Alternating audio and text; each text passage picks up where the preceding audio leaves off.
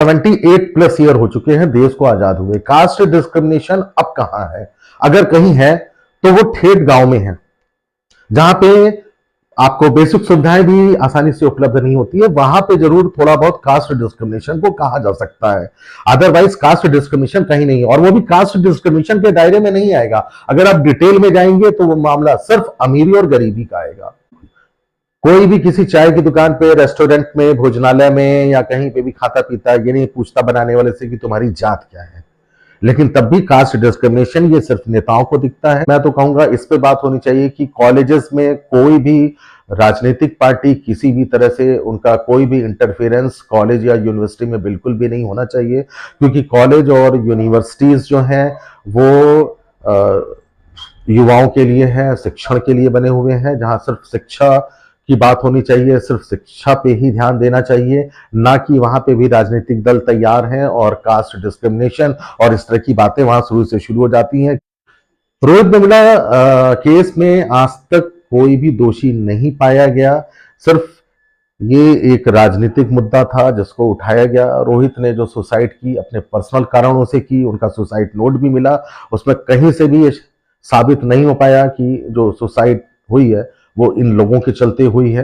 और जिन लोगों को दोषी बनाया गया था सब के सब बाइज्जत बरी हैं। और अगर तब भी जरूरी है तो ठीक है, मान लेते हैं कि किसी ने वाकई सुसाइड के लिए इनको मजबूर किया होगा, तो ठीक है, आप उसको सख्त से सख्त सजा दो। अपने भारतीय कानून में सुसाइड के लिए दोषी पाए जाने पर सजाएं हैं, तो वो उस कानून के तहत आप उनको सजा दो। एमपी हाईकोर्ट बार की रिपोर्ट आई है, 75% से ज्यादा SC ST के मुकदमे फर्जी आ रहे हैं। लोग सालों साल सजा खा रहे हैं, जेल में अपना समय बर्बाद कर रहे हैं, इनको पैसे दिए जा रहे हैं, लाखों रुपए दिए जा रहे हैं, ऐसा कानून बना हुआ है, और लोग फर्जी चार्ज लगा रहे हैं, SC ST एक्ट के तहत चार्ज लगा रहे हैं।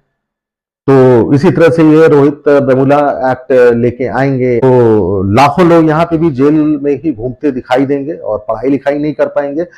कर्नाटका पुलिस ने जो रिपोर्ट लगाई है, क्लोजर रिपोर्ट लगाई है, उनका कहना है रोहित वेमुला जो है वो OBC कैटेगरी से बिलोंग करते थे और उन्होंने अपनी जात छिपा के रखी थी और लोगों को पता ना चल जाए, उनकी डिग्रियां फर्जी ना घोषित कर दी जाए, उसके चलते उन्होंने सुसाइड कर ली।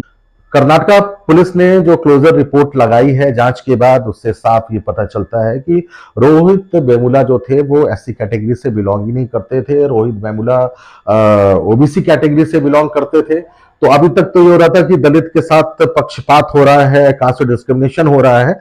अब लेकिन कांग्रेस को एक नया मुद्दा मिल गया, अब ये OBC के ऊपर भी कास्ट डिस्क्रिमिनेशन हो रहा है। वो इस मुद्दे को लेकर आ रहे हैं और कह रहे हैं कि अब एक कानून बनना चाहिए और जिसमें सवर्णों को हटा दिया जाए। भाई यही सबका शोषण करते हैं, जो कि कर्नाटका में मात्र 6% सवर्ण है, 94% SC ST OBC और मुस्लिम रिलीजन के लोग हैं।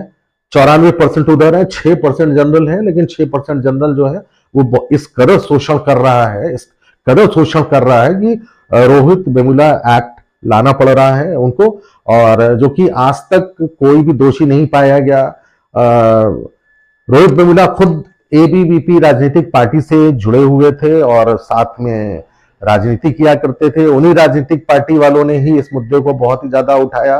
कांग्रेस वालों को लगा कि बहुत ही अच्छा मुद्दा है SC ST वोट के लिए कि रोहित वेमुला एक्ट ले आओ, बहुत ही ज्यादा शोषण हो रहा है, OBC का, SC का शोषण ही किया जा रहा है, ठीक है। तो भी BJP वालों को भी लगा कि बहुत ही अच्छा मुद्दा है, हम UGC से कानूनी ले आते हैं, सीधे सीधे पूरे सेंट्रल गवर्नमेंट पे लागू करा देते हैं सारी यूनिवर्सिटीज कॉलेजेस में। 1338 यूनिवर्सिटीज कॉलेजेस हैं और अगर एक केस भी निकल आया तो 140 करोड़ के ऊपर उस कानून को लाद दो आप। पता नहीं कितने जनरल कैंडिडेट सुसाइड कर लेते हैं, उसका कोई कभी ये नहीं देखा जाता कि किस कारणों से उन्होंने सुसाइड की। उनके साथ कास्ट डिस्क्रिमिनेशन हुआ, उनको मारा गया, पीटा गया, कोई भी मीडिया कवरेज करने के लिए तैयार नहीं। मीडिया को जो TRP है वो सिर्फ SC ST का बलात्कार हो गया, SC ST के साथ शोषण हो गया, SC ST को 4 लोगों ने मिलकर मार दिया, वो OBC कम्युनिटी का था, उसकी जात पूछ ली गई। मीडिया के पास भी यही कवरेज है जिसका कोई भी फैक्ट प्रूफ भी नहीं होता है, लेकिन उस पर TRP के लिए मीडिया भी वही कर रहा है। राजनीतिक पार्टियों की सह में सारे मीडिया चल रहे हैं और जितने भी मीडिया हैं वो पैसे के लिए। मीडिया लोकतंत्र का चौथा स्तंभ तो रहा ही नहीं।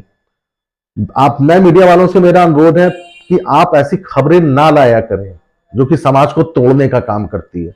आप हमारी राय से कहां तक सहमत हैं, प्लीज आप कमेंट करें, क्योंकि हमारा उद्देश्य ना बीजेपी को लेके है, ना कांग्रेस पार्टी को लेके है, ना SC ST पार्टी को लेके है, ना किसी भी राजनीतिक दल को लेके। हमारा उद्देश्य ये है कि भारत जो है, जो संविधान लिखा हुआ है, संविधान में सारी कास्ट, सारे धर्म, सबको समान अधिकार दिए गए हैं, तो किसी के लिए कोई अलग कानून नहीं होना चाहिए और सबके लिए समान कानून होना चाहिए। रिजर्वेशन के टॉपिक पे फिर कभी बात होगी, लेकिन आज हम इसी टॉपिक पे बात करते हैं कि ये जो बिना सर पैर का कानून है, जो कि समाज में एक भेदभाव को और ज्यादा बढ़ाएगा, ये कानून किसी भी कीमत पर नहीं होना चाहिए। तो आप इस पे अपनी राय व्यक्त करें।